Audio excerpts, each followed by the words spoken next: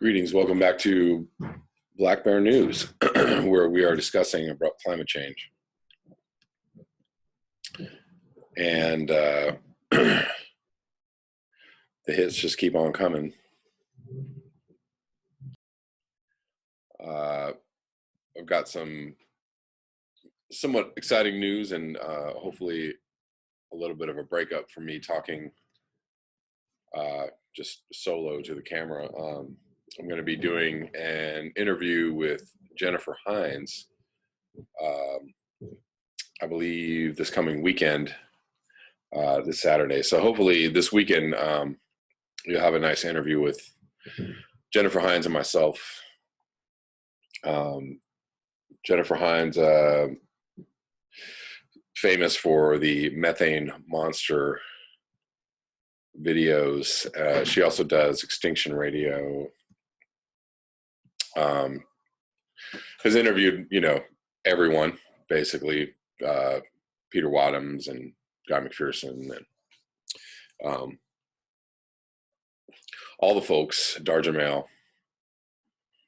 So I'm looking forward to that interview. Hope you all are too. And I believe I'm going to be doing an interview with Dean Walker, who I did an interview with a few months back on the other channel, and we're going to be talking. He does some work with Carolyn Baker. We're going to be talking about the trauma, dealing with the trauma of the news of abrupt climate change, as evidenced in our comment section here.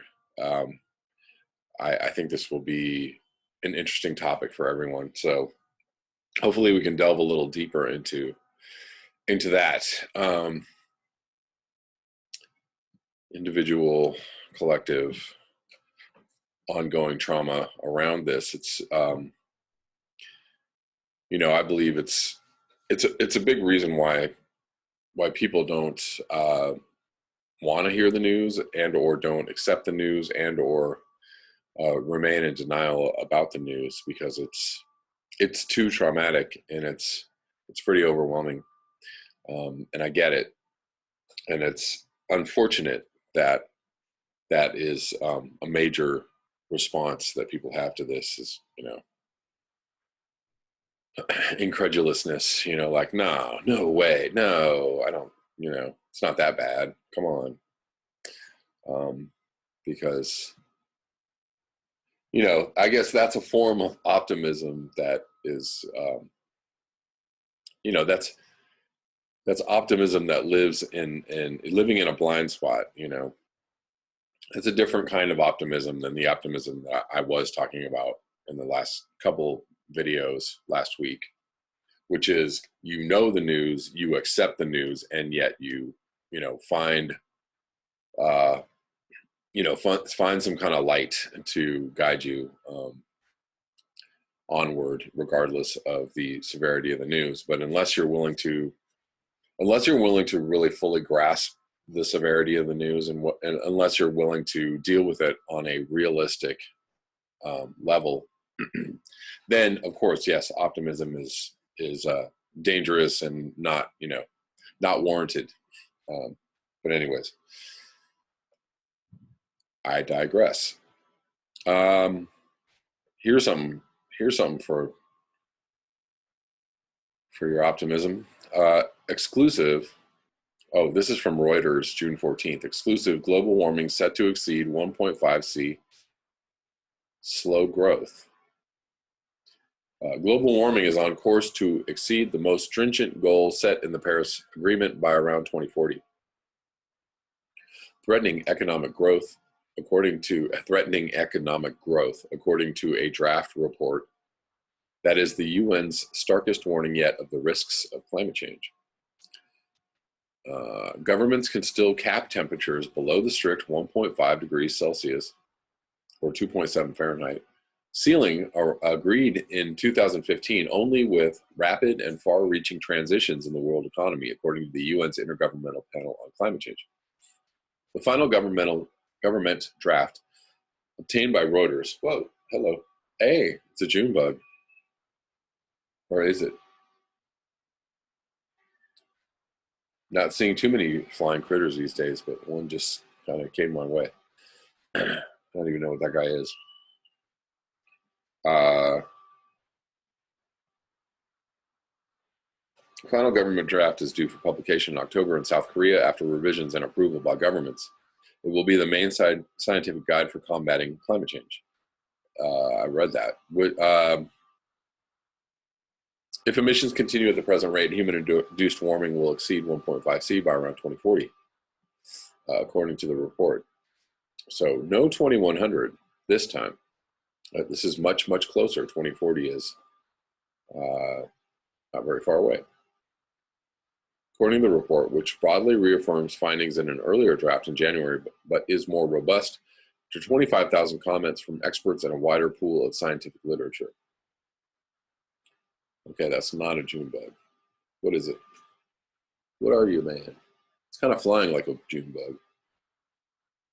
Anyways, the Paris Climate Agreement, adopted by almost 200 nations in 2015, set a goal of limiting warming to well below a rise of 2C above pre-industrial times, while pursuing efforts for a tougher 1.5C goal.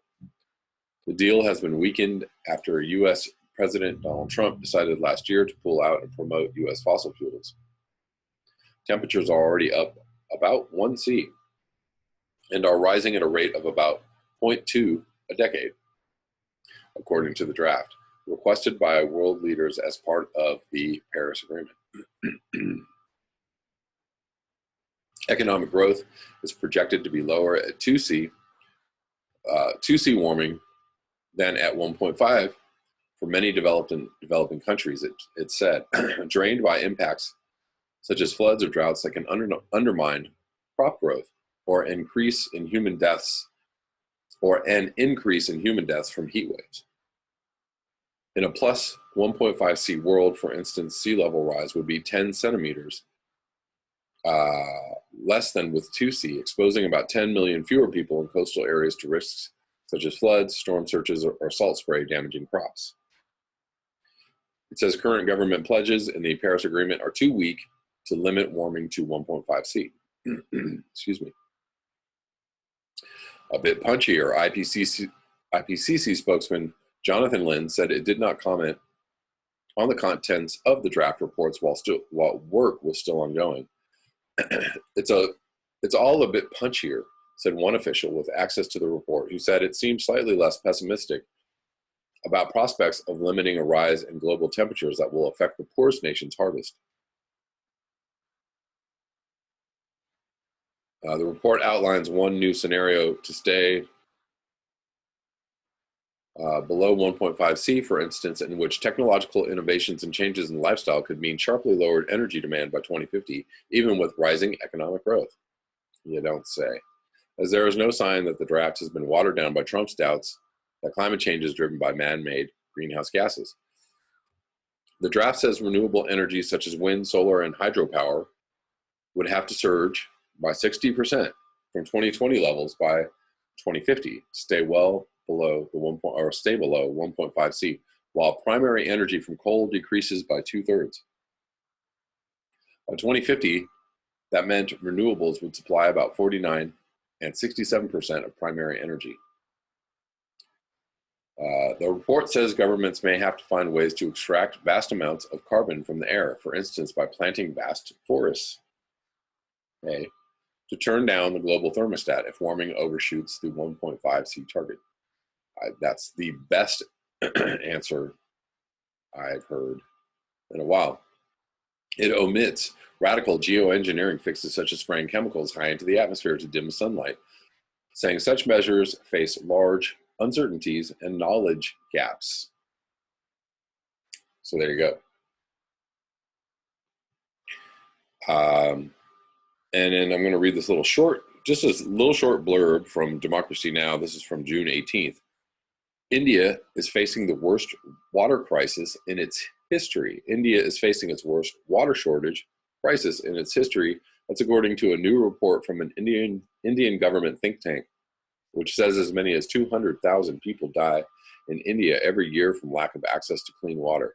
The report also says 600 million people in India are facing acute water shortages and that 21 Indian cities are expected to run out of groundwater by 2020. That's bleak, to say the least.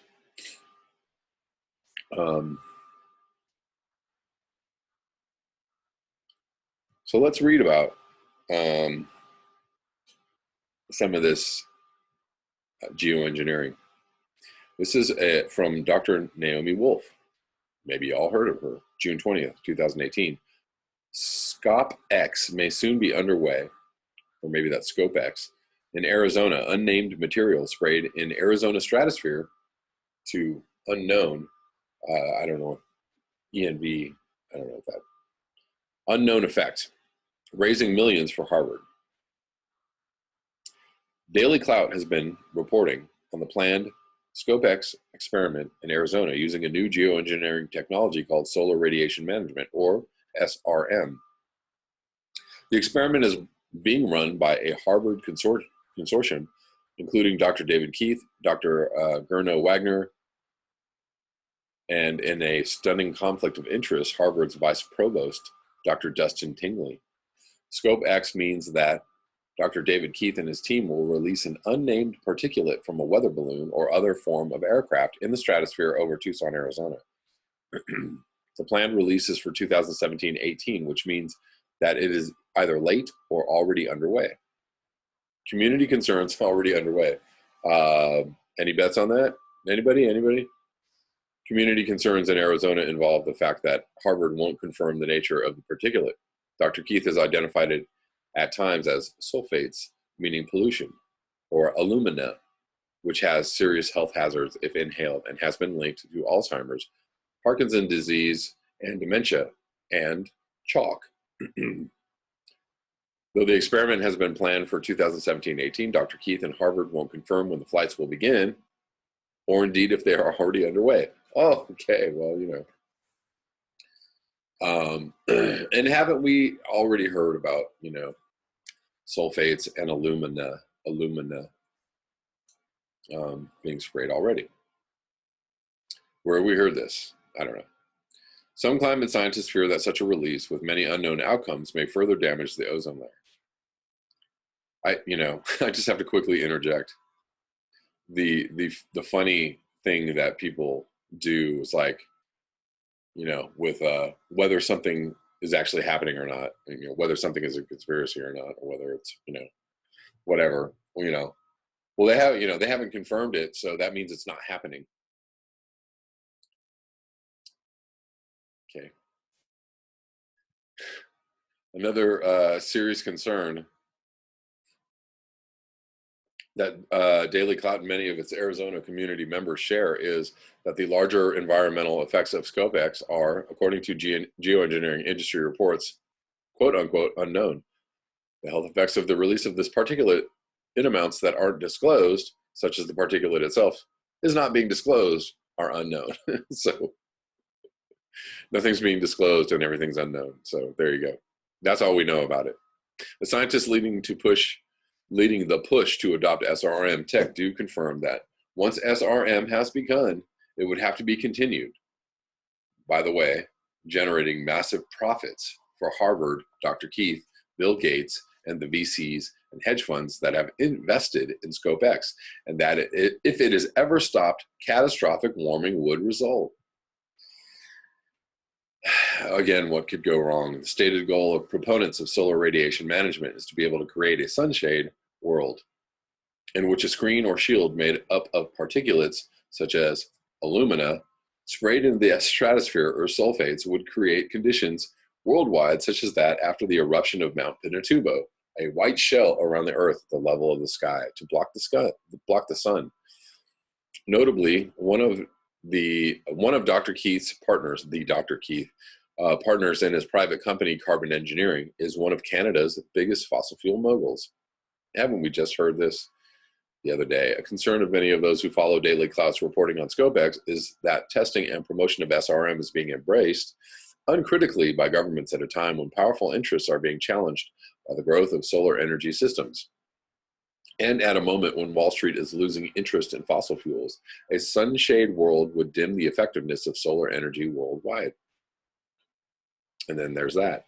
While the experiment is being presented, using Harvard to academic wash the commercial nature of the venture as an impartial scientific inquiry to advance our Plan B possibilities in the event that existing technologies cannot stem global warming. In fact, ScopEx is a highly privatized venture involving serious commercial conflicts of interest for Harvard.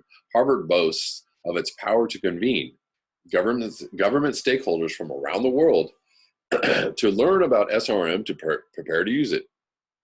They're just going to go forward like, sorry guys, you guys don't have a say. Nobody has a say. They're just going to do this. Unless many people possibly camped out on Harvard and made sure that this didn't happen. I don't see the likelihood of that. But, hey, guys, should we have a Harvard sit-in?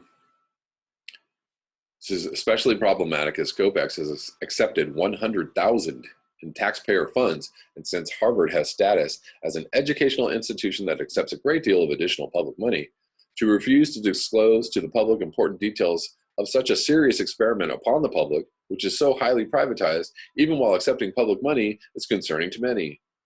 This tech has been funded by various venture capitalists and hedge fund owners, as well as by Bill Gates. According to geoengineering industry newsletters, Dr.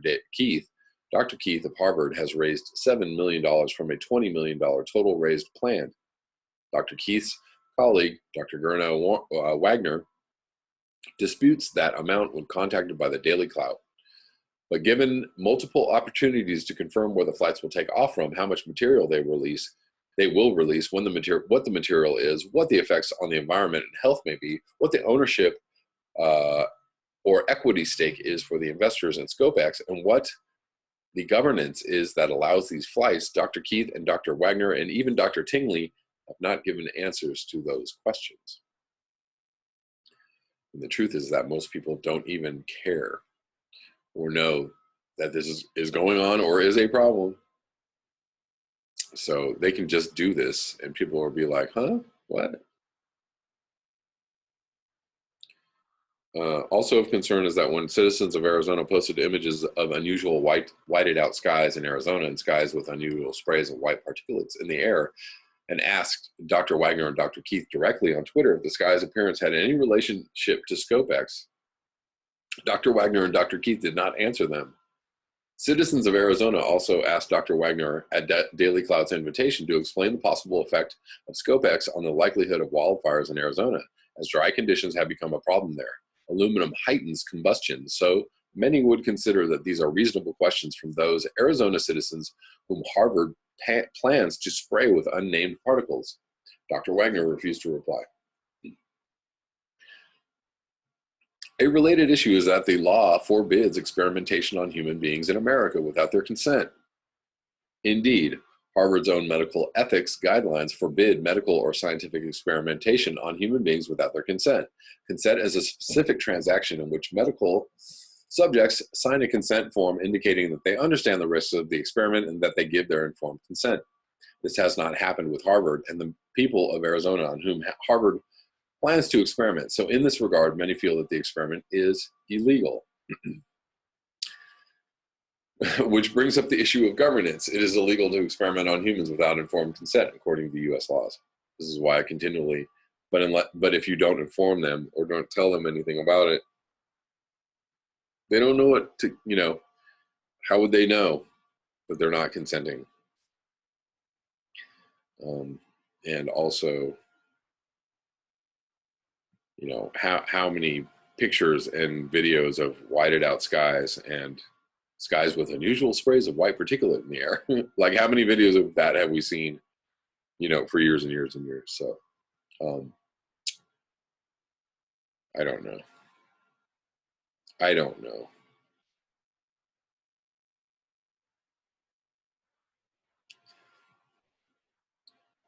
Considering the way in which the way they're conducting themselves around these experiments, it all but leads you to assume that when people talk about chemtrails,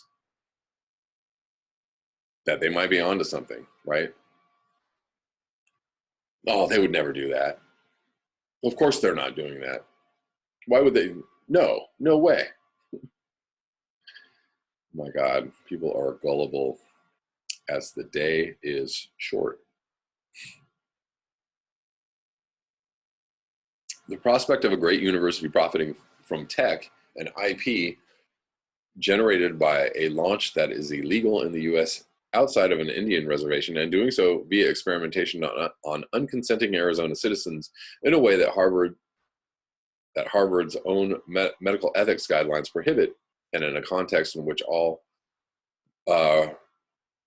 repertorial inquiry has been deflected, is a remarkable situation. It is causing alarm for many environmentalists, many Harvard alumni, and many members of the affected communities of Arizona. Okay. This is from Dr. Naomi Wolf, pretty highly regarded journalist, writer, person. I'm going to assume she's not making this up. All right. Lastly, uncovering the mental health crisis of climate change, or how to move people from apathy to action.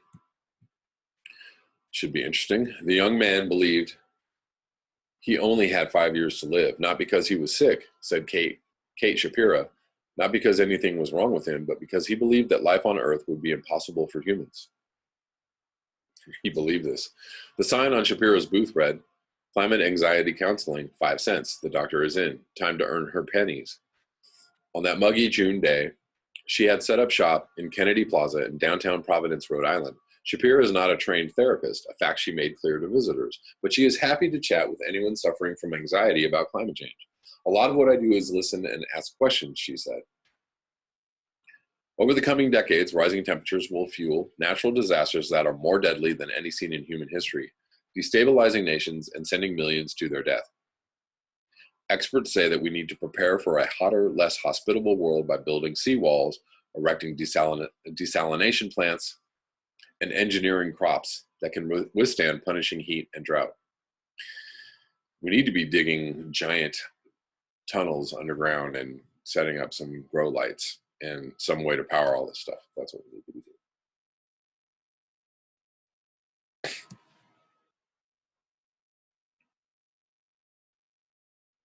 Some, like Shapiro, have called for more talking, more counseling to process our grief, but will that be enough? Climate change will do untold violence to life on this planet, and we have remarkably few tools to deal with its emotional cost. It was a slow day when Shapiro spoke to the young man. She recorded the number of dogs who scampered past, 4, and the number of skateboards, more than 20. She also tallied the number of visitors, 12, drawn to her booth, stationed just across the river from Brown University, where she teaches English literature. She looked up from her sign and updated her notes. Number of people who recognized the Peanuts reference, 2. Did you all recognize that? I did. The tall, sharply dressed man said humans were a cancer on the earth. He said that he resented his parents for raising him to be super hedonistic, just monstrously gaining things. He said he had grown nihilistic, that he wanted to take up chain smoking and die a slow death. When Shapiro asked if he was angry at his family, the young man replied, "I love my family. It's so hard to know that you only have 5 years left to love people." The man was undoubtedly troubled, his vision of the future decidedly more apocalyptic than anyone offered, more apocalyptic than the one offered by science. Oh, really? Okay, that's an interesting twist on this, because science says no way. But his anxieties were real and perhaps understandable given the dire predictions of climatologists. While none believes human civilization will crumble in the next 5 years, the forecasts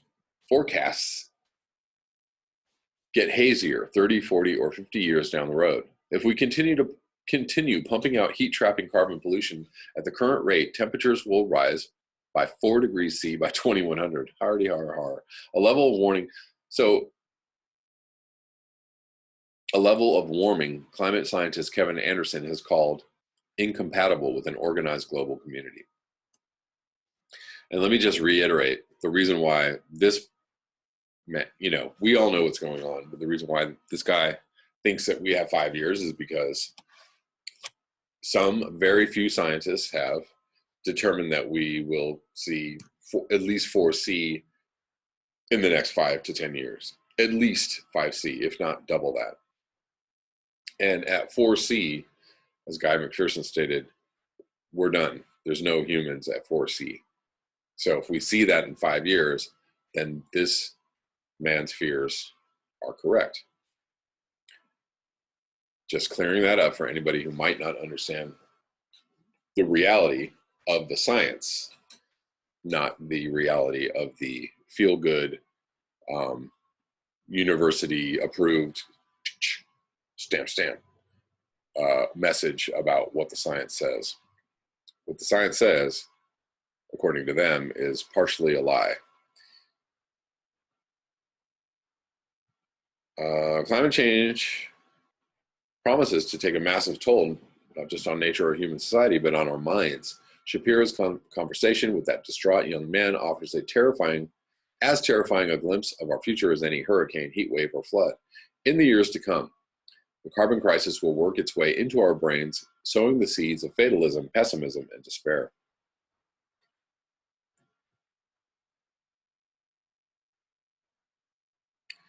Mental health professionals are just beginning to grapple with this fact. Renee Lertzman, a psychologist who studies the mental and emotional dimensions of climate change, believes few people have managed to process their grief about the slow decay of life on Earth.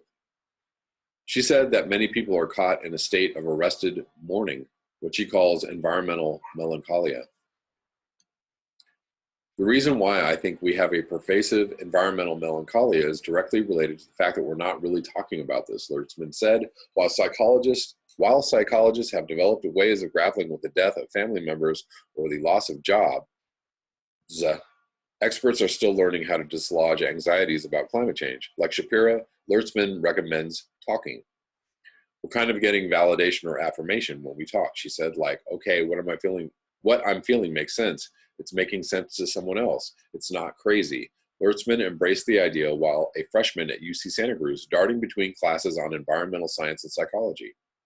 I was incredibly distressed about what I was learning about in the environmental studies course, she said. The big story was that humans had seriously gone awry.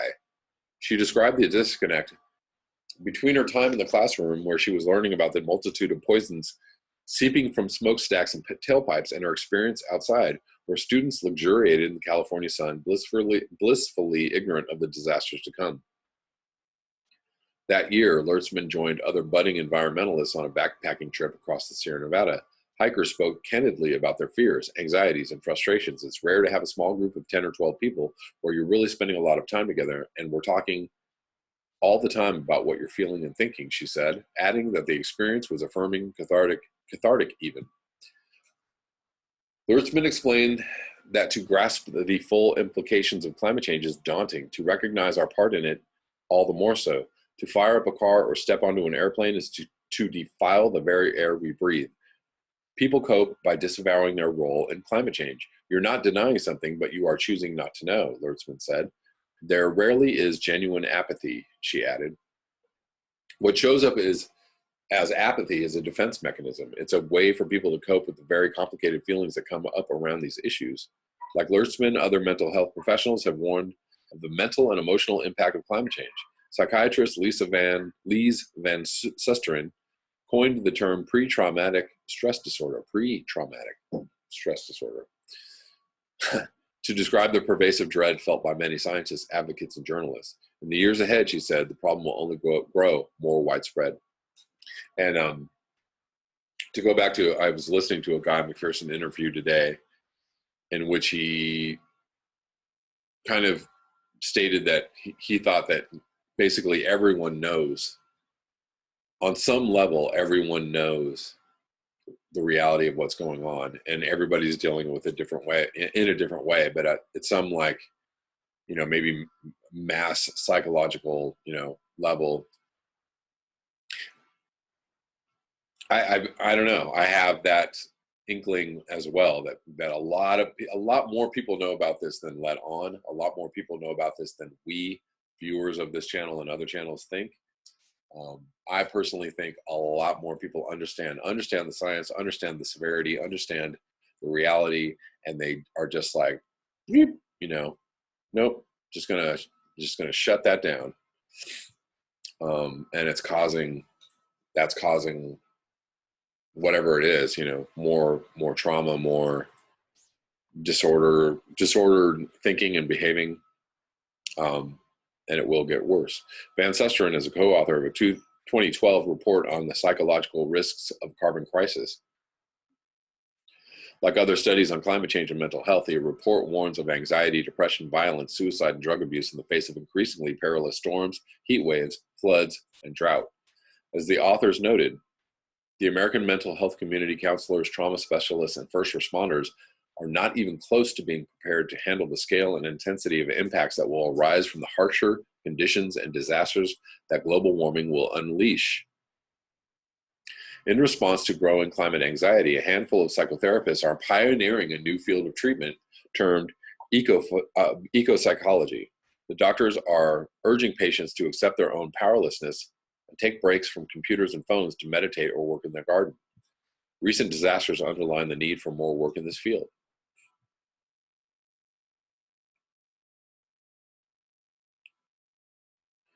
Hurricane Maria sparked a mental health crisis in Puerto Rico, with many on the island suffering post-traumatic stress disorder. Following years of decline, the suicide rate spiked in the months after Maria struck. What's notable is not just that people were shaken by the catastrophic storm, but that they had become increasingly fearful about the future, often to the point of paralysis. When it starts raining, they have episodes of anxiety because they think their house is going to flood again. Dr. Carlos del Toro Ortiz, a clinical psychologist based in San Juan, told the New York Times, they have heart palpitations, sweating, catastrophic thoughts. They think, I'm going to drown, I'm going to die, I'm going to lose everything. In northern Canada, where temperatures are climbing more rapidly than elsewhere, researchers have recorded grief and anxiety among the native Inuit. Those in Rigolet, a town on Canada's eastern shore, rely on a network of frozen rivers and streams to reach hunting and fishing sites. Rising temperatures are melting these avenues, leaving residents stranded. And if a way of life is taken away because of circumstances you have no control over, you lose control over your life, the Inuit man said. Adding to the burgeoning lexicon of climate dystopia, researchers use the term ecological grief to describe what they saw. It is with the goal of confronting ecological grief that in 2014, Shapira came up with the idea for her booth. I was just feeling the very terrible and helpless, and also feeling like in the terribleness and helplessness, I don't feel capable of articulating those feelings. I didn't have a good way of talking about climate change with people that acknowledged its seriousness and its direness and the direness of its effects and how I was feeling about those things. So this is just a way that I made up to try to break down that isolation and maybe build a shared vocabulary around climate change and climate anxiety. And this is what we are doing at this channel, just, talking amongst ourselves. Any possible way that we can, kind of band together and address what's going on and what we're feeling about what's going on is beneficial. It cannot hurt, even though it does hurt sometimes. She said that some visitors brush off the risks of climate change. One person was like, God made the world for us, and he's not going to let anything bad happen to us. Oakley dokley neighbor. One person was like, oh, the government wants you to think this so they can control you more. I think one person was like, oh, it's just part of the natural cycle. Everything evolves and everything dies. Man, by the script right there. Shapira said, sometimes people commit to hopelessness, a view she describes as, look how right I was about how bad things are. And there you go.